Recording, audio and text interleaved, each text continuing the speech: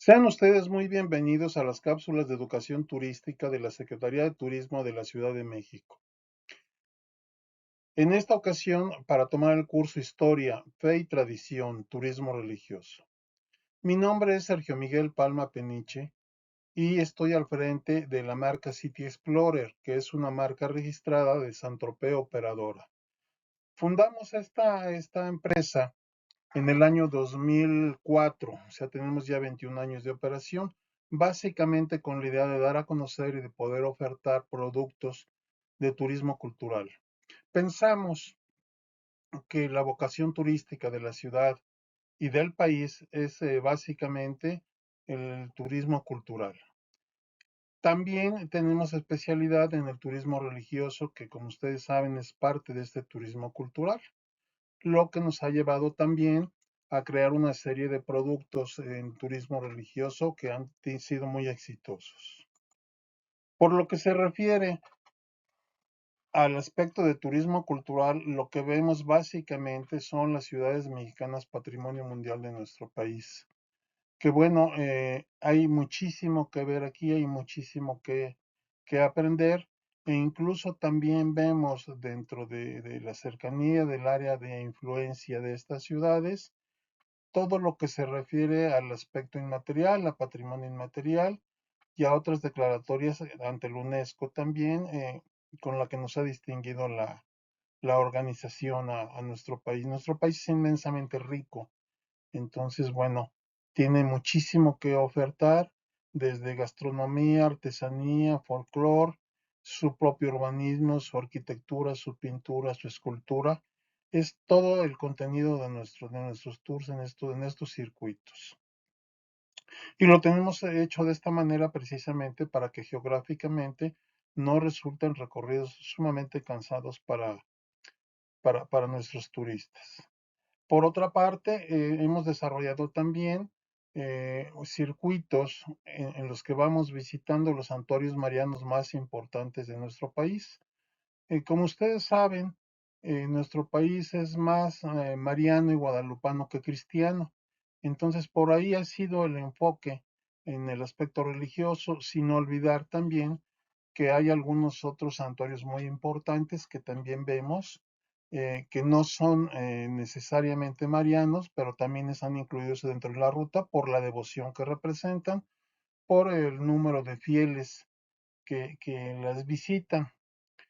Por ejemplo, yo pudiera decirles de Cristo Rey en Guanajuato, pudiera hablarles también de la zona de los cristeros, que es una parte muy importante de la historia religiosa de nuestro país. Aquí lo que yo quisiera que quedara muy claro es que todo lo que se refiere a los santuarios, al turismo religioso, no necesariamente son tours ni que sean aburridos, ni que se refieran específicamente al aspecto religioso, que todo el día sea rezar, rezar, rezar, o ver templos repetidamente, uno tras otro, sino que el turismo religioso prácticamente involucra toda otra serie de aspectos y valores de nuestro país.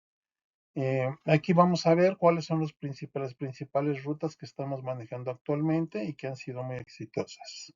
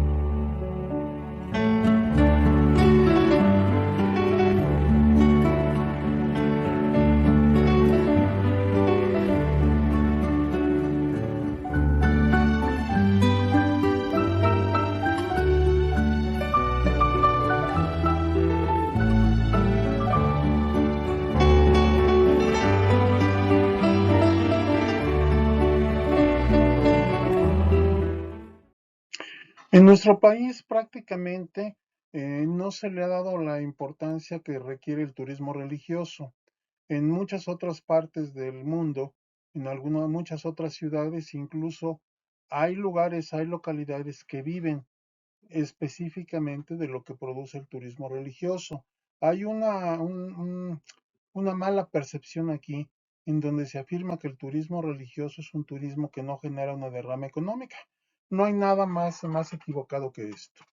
De hecho, sí se genera derrama económica y tenemos, como en todos los segmentos del turismo, gente que tiene muchos recursos, gente que tiene pocos recursos, gente que tiene regulares recursos. Entonces, bueno, aquí se requiere tener producto para todas las necesidades, para todos los perfiles, para que tengamos de turismo. Pero finalmente, y puedo decirles en términos generales, que es una línea de producto que sí genera recursos y que es muy interesante su manejo. Cuando nosotros analizamos las cifras del mundo, nos damos cuenta que tenemos un diamante en bruto en nuestro producto. O sea, tenemos muchísimos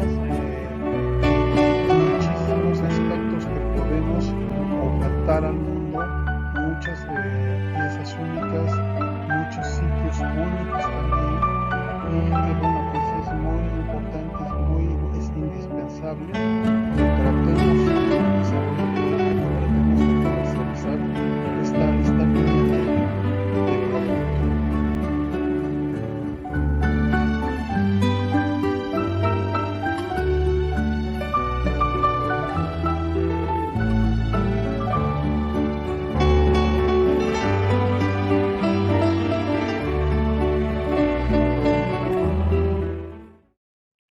Aquí en esta gráfica, la del lado izquierdo, podemos observar cómo México destaca en el sentido de que tiene el mayor, es uno de los países que tiene el mayor número de católicos, de gente que se confiesa católica. Según esta tabla, son sobre 101 millones de personas y esto es equivalente a un 77%, 77.7 aproximadamente de la población total. El que tiene el primer lugar en cuanto a población que se confiesa católica es Brasil, y así podemos ir viendo eh, cómo está la composición en cuanto a católicos de cada uno de los países que se observan en la gráfica. Pero ustedes imagínense la gran posibilidad que tenemos de comercializar estos productos de turismo religioso. Claro, tienen que ser buenos productos. Aquí es muy importante también mencionar que el turismo religioso nos va a funcionar siempre y cuando lo manejemos, lo trabajemos conjuntamente con el clero. O sea, es parte de los condicionantes, parte de lo que tenemos que hacer, porque recuerden que la gente que viene a turismo religioso, que tiene intención de visitar ciertos templos, no viene a visitar la arquitectura, sino viene en un sentido espiritual. Entonces, ese sentido espiritual lo puede obtener y lo puede tener siempre y cuando estemos y caminemos de la mano con la iglesia, con los sacerdotes. Es muy importante la relación con el sacerdote, con el diácono, con el párroco, para que nuestro viaje, nuestra peregrinación sea todo un éxito. En la mayoría de las peregrinaciones, en las peregrinaciones grandes, a los peregrinos nos los vamos a encontrar que vienen acompañados de su sacerdote. ¿Y qué mejor porque él puede venir explicándole a su gente, explicándole a su rebaño, qué es lo que está viendo, cuáles son los significados y de qué se trata. Pero eso es muy importante que ustedes lo consideren. Así también quisiera recomendarles al que haga turismo religioso que considere también que los templos tienen gastos, o sea, y así como pagamos la entrada a un museo y lo incluimos dentro de nuestros paquetes, también es conveniente incluir algún estipendio para los sitios religiosos que visitemos, porque finalmente ellos también pagan luz, ellos también tienen gastos, también tienen vigilancia. Entonces, bueno, es un servicio que nos están dando, es como si fuéramos a un museo o a una zona arqueológica. Y esto, recuerden que tiene que ser sustentable. Aquí el turismo religioso, una de las ventajas muy importantes y bonitas además, porque porque es muy equilibrado, es la transversalidad del turismo religioso. Entonces, este genera realmente recursos para toda la cadena de valor, y toda la cadena de valor es muy amplia, es muy grande, porque intervienen muchas personas, muchos personajes. Les comentaba también por qué ustedes pueden hacerse la pregunta, ¿qué tiene que ver en cuanto a lo que nosotros manejamos, por un lado ciudades mexicanas y por el otro lado el aspecto religioso, los santuarios? Aquí quiero comentarles que tiene todo que ver, porque del lado derecho pueden ustedes observar cuáles ciudades mexicanas se han declarado como patrimonio mundial. Y van a ver que esta zona básicamente es la zona centro, bajío y occidente, en donde se asientan los principales santuarios de nuestro país. Y es curiosamente los sitios, las ciudades en donde porcentualmente tenemos el mayor número de residentes católicos del país.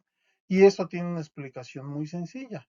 La explicación muy sencilla es que es por donde se dio la evangelización, las rutas que siguió inicialmente el clero regular hacia la evangelización en estas partes. Esa fue la orientación que le dio, y posterior o simultáneamente el clero secular fue en donde se dedicaron a erigir también esas grandes catedrales, esos grandes construcciones.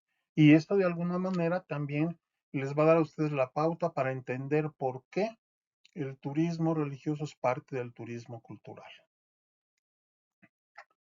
Aquí nuestro pueblo es sumamente religioso.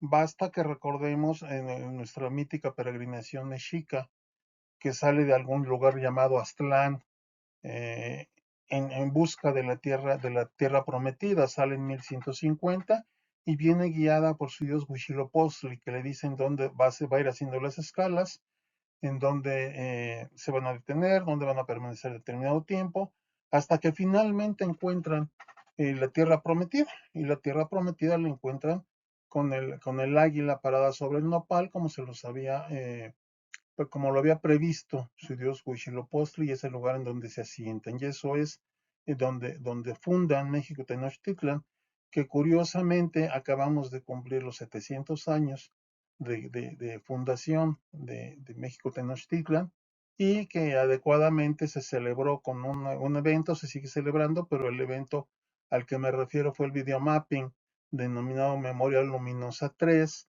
que se proyectó en las fachadas de Palacio Nacional y Catedral Metropolitana. Aquí yo me refiero a esto porque me parece muy interesante ver el antecedente, cómo desde antes traemos el aspecto religioso en nuestro pueblo. ¿Qué pasa después con la llegada del español?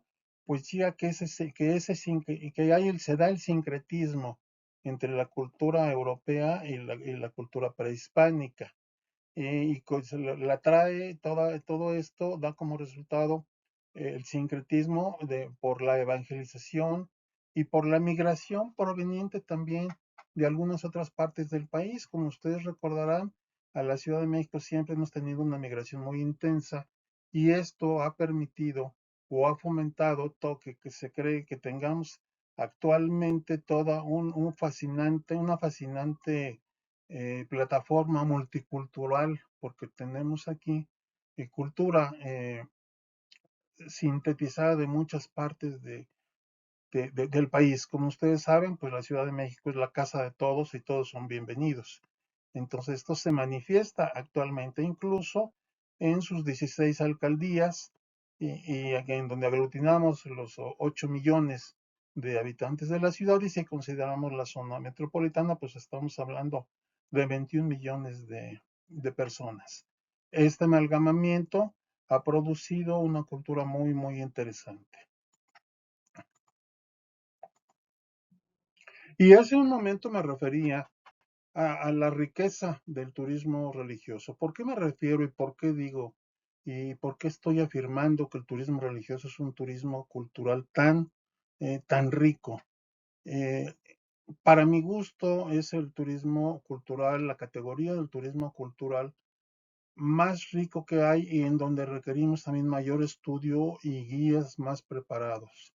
¿Y por qué? Porque nos damos cuenta al hacer toda una revisión que el turismo religioso está involucrado con todos los, puede estar involucrado dependiendo la forma como lo practiquemos, con todas las demás categorías del turismo cultural.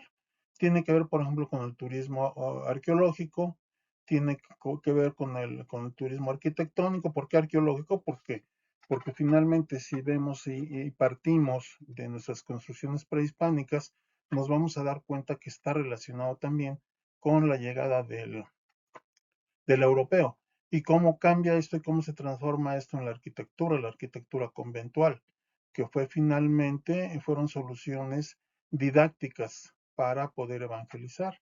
Y tiene que ver también con las artesanías actualmente y anteriormente, y es un turismo educativo, y tiene que ver también con la gastronomía, y tiene que ver mucho con la gastronomía.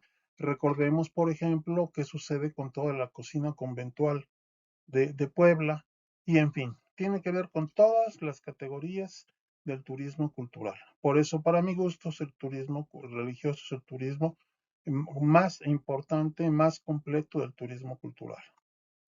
Y esas manifestaciones de fe se las podemos observar actualmente todavía en nuestras alcaldías y vamos a ver cómo tiene manifestaciones muy importantes, diferentes cada una de ellas, pero finalmente, pues todas fascinantes, todas interesantes y todas con las que podemos hacer algo en el aspecto turístico.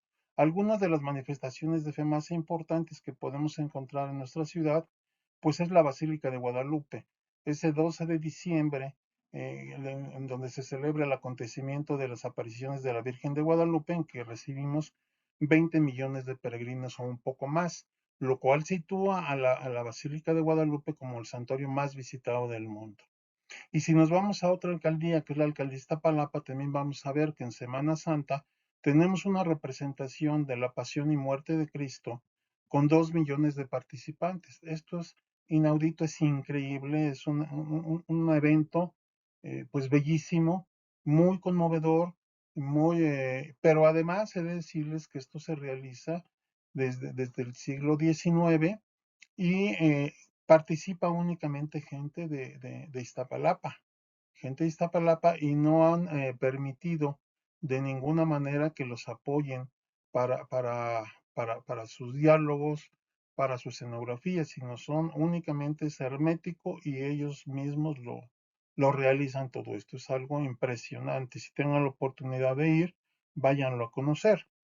Tenemos también, por ejemplo, en Mixquic, al sur de la ciudad, tenemos el Día de Muertos, que se celebra aún como se celebraba anteriormente, que se llama ahora la alumbrada, por la forma en cómo podemos observar pues todas las velas y toda la forma en que se venera a los muertos. Esto tiene aproximadamente 4 millones de visitantes y tenemos, por último, estamos manejando como ejemplo una celebración local que es el cambio de mayordomía del Niñopa en Xochimilco. Pero no porque sea una celebración local quiere decir que es una celebración menor, es una celebración muy, muy importante y que es abierta también a todo el público. Aproximadamente 15,000 asistentes que van al cambio de mayordomía del Niñopa. Es una pequeña figura de 51 centímetros de largo y pesa menos de medio kilogramo sin vestir. Tiene unos vivaces ojos de vidrio, piernas flexionadas de manera discreta, el brazo derecho bendiciendo en alto y el izquierdo en actitud adora. Es una representación elaborada por artesanos xochimilcas, en 1577. Aún hay controversia con el año, pero finalmente es uno de los años que se toma como bueno. Esto fue en el convento franciscano de San Bernardino de Siena. Actualmente es la catedral de Xochimilco, como ustedes saben, ya no pertenece a la diócesis primada, sino que tiene una catedral propia. Y representa la segunda imagen religiosa elaborada en América después de la Virgen de las Mercedes en Perú. Y bueno, se hace el acto con una solemnidad también muy, muy, muy, muy importante, es muy solemne el acto, con la iglesia participa con el obispo, en donde se entrega el niño al siguiente mayordomo. Tiene una fiesta muy alegre, música de mariachi, bandas de viento, estudiantina, papel picado, y para conducir al niño para su nueva morada. Y bueno, también parte muy importante de esto es la música que nos regalan, que nos adornan el acto, los chineros.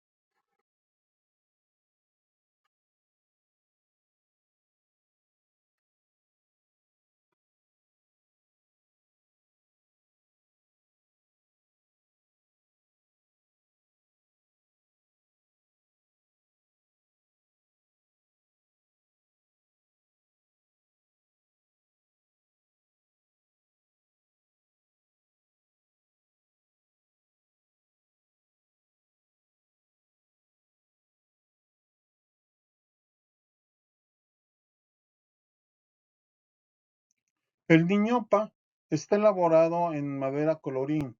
Es un árbol que no, es una madera que no es endémica del lugar, pero sí se encuentra presente en la zona de Xochimilco. También jugó un papel muy importante el niñopa, la figura fue muy importante porque se dice que con él evangelizaron también a los naturales de Xochimilco, se utilizó como un recurso didáctico en las fiestas de Navidad y en posadas. Es custodiado por el propio pueblo y no se considera propiedad de la iglesia, se considera propiedad del pueblo, el pueblo lo administra, está siempre con el pueblo, únicamente por eso hablábamos de que el obispo se presenta en esa ocasión en el cambio de mayordomo, pero únicamente en ese momento interviene. El niñopa también visita a los enfermos en sus casas o en los centros de salud públicos y privados cuando hay enfermos. El mayordomo tiene dentro de sus características es que hay una lista para ser mayordomo que llega incluso hasta 45 años, espera la gente para, para poder tener la mayordomía del niño. Aquí, por supuesto, se han de imaginar ustedes que tiene que ser gente con muchos recursos económicos, porque en las fiestas, bueno, se invita a la gente a degustar, a comer en estas fiestas totalmente gratis y está invitado todo el mundo, no necesariamente la gente del pueblo, sino todo esto es abierto. El niño a través de toda esta tradición ha recibido muchísimos regalos, tiene juguetes, cunas, cuadros, muebles, incluso se habla que hasta un automóvil tiene. Y en el momento de hacer la transferencia de un mayordomo a otro, se entrega todo su activo, todo su inventario perfectamente inventariado.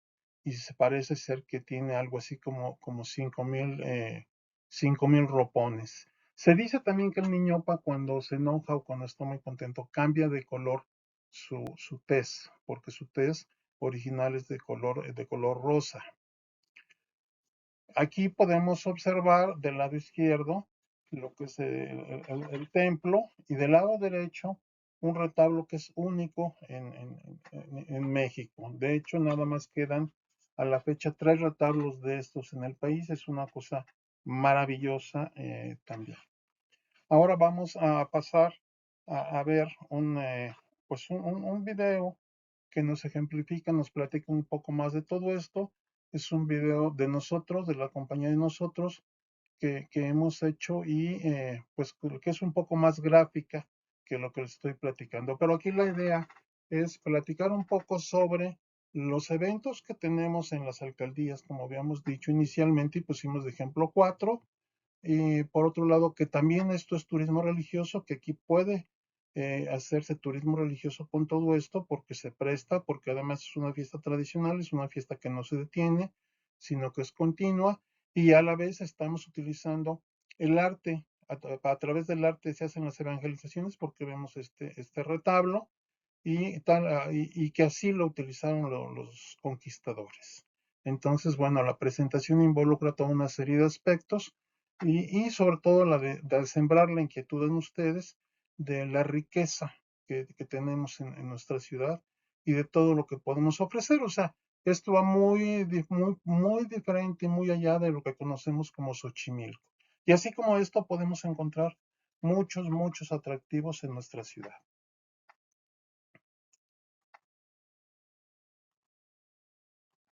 Nuestro Xochimilco es un patrimonio de valor universal excepcional, al ser la manifestación de un intercambio de influencias considerables durante el periodo prehispánico y virreinal en las actividades agrícolas, destacando la creación de sementeras para la siembra de flores en la Cuenca de México, el de la arquitectura virreinal, expresada principalmente en el arte monumental que constituye el Templo de San Bernardino de Siena, construido en el siglo XVI, y el diseño paisajístico de chinampas y ahuejotes, por su ingeniería hidráulica y productiva de la chinampa, ejemplo sobresaliente que ilustra varias etapas significativas de la historia de México y de la humanidad, por estar asociado directa y materialmente con acontecimientos y tradiciones vivas, como el ritual del Niñopan, que se celebra hace más de 400 años en los barrios del centro histórico de Xochimilco. Clara muestra de la fusión de la cultura mexica y española. Ideas y creencias como la renovación de la vida con el fuego nuevo, que dejaron vestigios arqueológicos como son los petroglifos en el centro ceremonial de Coahuilama. Al consumarse la conquista y al desintegrarse las estructuras e instituciones mexicas, el aparato político imperial y desde luego las ciudades, inició el proceso de evangelización en la ahora llamada Nueva España, proceso en que los misioneros y frailes que llegaron a cumplir con esta tarea evangelizadora se preocuparon por estudiar las costumbres, tradiciones y lenguas indígenas, además de escribir libros, fundar escuelas y enseñar oficios que sin duda fueron importantísimos en la transformación cultural y espiritual de los indígenas. En este contexto, los franciscanos fueron los fundadores de la Iglesia en nuestro país.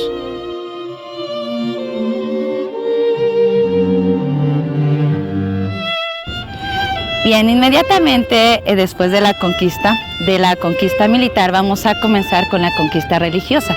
Y la conquista religiosa, es decir, la evangelización, se va a llevar a cabo a través de la evangelización de frailes, de clero regular. Los frailes usaban este tipo de atrios tan grandes para congregar aquí a los feligreses. Ellos se dividían en damas, caballeros, niños y niñas y comenzaban el proceso de evangelización. En este proceso a estos feligreses se les llama catecúmenos. Catecúmenos quiere decir justo eso, que me voy a evangelizar. Es un proceso que dura 3 años. En el caso de Nueva España no se aplicó de esta manera y se redujo a únicamente semanas, introduciendo inmediatamente el bautizo y el matrimonio. Otra limitante que tenían los frailes era la barrera del idioma. Si bien los indígenas estaban acostumbrados a todo representarlo a través de dibujos, va a ser justamente la forma ideográfica en que ellos van a llevar a cabo también la evangelización. El templo de San Bernardino de Siena fue construido en 1535 como parte de la orden religiosa de los franciscanos y fue uno de los primeros que tuvieron en la Nueva España, bajo la tutela de Fray Francisco de Soto, entre otros ilustres franciscanos como Fray Bernardino de Sahagún, Fray Andrés de Olmos y Fray Pedro de Gante. Se terminó de construir en 1590 y el claustro en 1604. Es una construcción renacentista del siglo XVI, en la que solo van a vivir entre 2 y 4 frailes, con un gran atrio, en el que los indígenas eran dispuestos en filas para recibir la evangelización, además de ser usado también como cementerio. Este recinto contaba con una capilla abierta, 4 capillas posas ubicadas en cada esquina del atrio y en la parte central, la cruz atrial.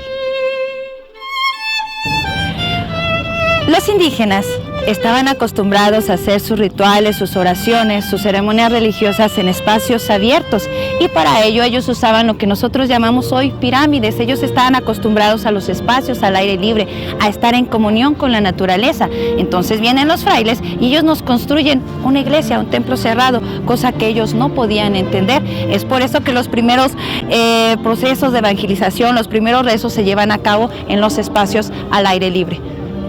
Bien, de acuerdo a los cánones españoles, usualmente los templos se ubicaban en el área norte y el convento se va a ubicar en el área sur y los templos siempre orientados de este a poniente. De hecho, así es como estaban orientados las pirámides en tiempos prehispánicos, de este a oriente.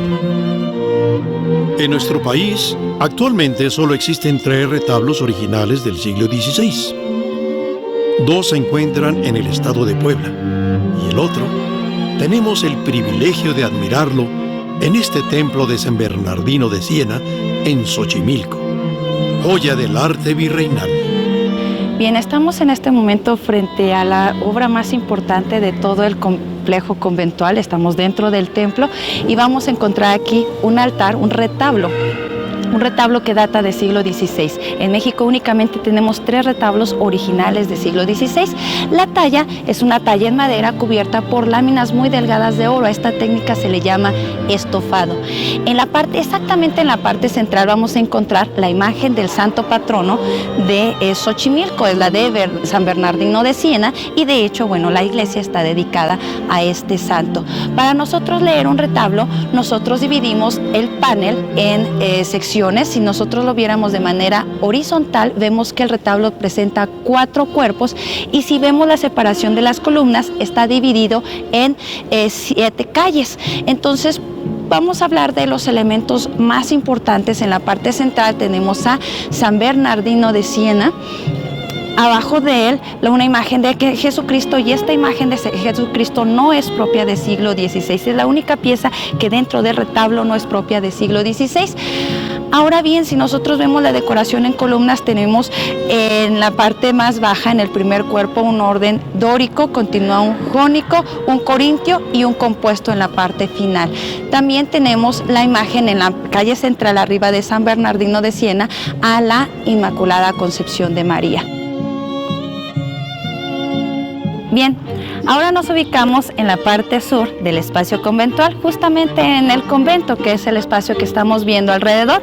El convento se va a dividir en 2 partes, lo que es el claustro bajo, toda esta parte de abajo, y el claustro alto. En el claustro alto se encontraban las celdas de los frailes, y aunque se pueden contar como en 20, cabe mencionar que únicamente residían aquí 2 o 3 frailes únicamente.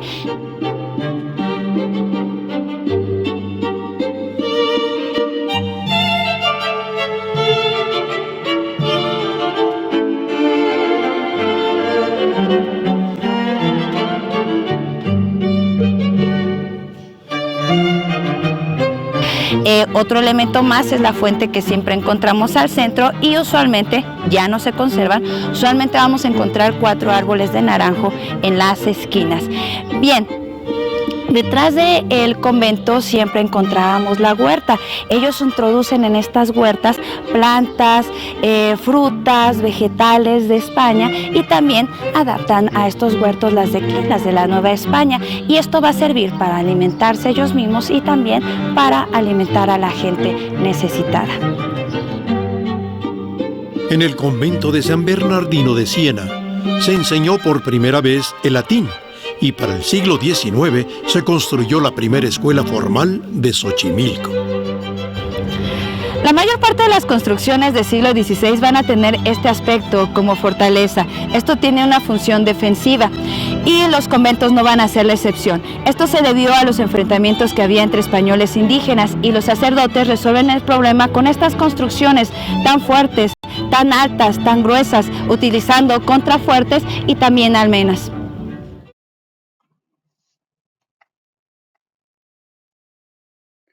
Agradezco tu atención y aprende con cada una de las cápsulas de educación turística de la Secretaría de Turismo de la Ciudad de México.